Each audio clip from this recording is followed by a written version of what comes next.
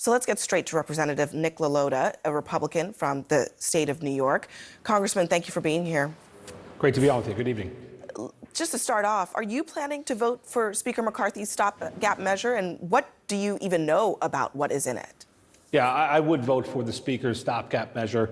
You know, the conference has focused a lot on border security as well as keeping the government funded as we negotiate to reduce spending in some key areas. Of course, our nation is one who is $33 trillion in debt and a $2 trillion deficit. There are things that we need to do to get our fiscal house in order, but we must keep the government open while we do so.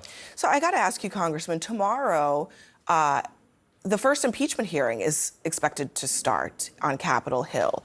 Would you consider postponing that so that lawmakers can spend time on something that has a real deadline this Saturday to prevent a government shutdown?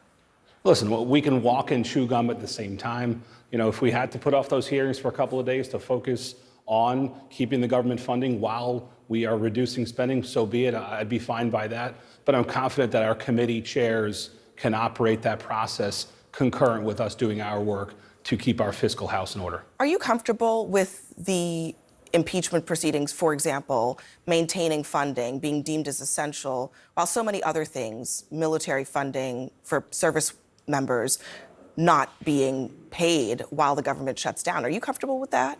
So we can do it all. You know, we need to pay our troops. We need to defend our borders. We need to keep our government running, our airports going, and everything else. But if there's a shutdown, that won't happen. Right. So I'm certainly in the no shutdown camp, and most of my colleagues on the Republican side are absolutely in that camp as well. We think that we can keep the government funded while we do our important work here in the House of Representatives to pare back spending. We can do it both. What do you say to your colleagues who are already a no on this continuing resolution that McCarthy is expected to introduce Friday? Yeah, what I've offered my colleagues, and some of them represent districts that President Trump won by 50 points or so. What I've offered them is conservative does not need to mean crazy, and to compromise is not a bad thing.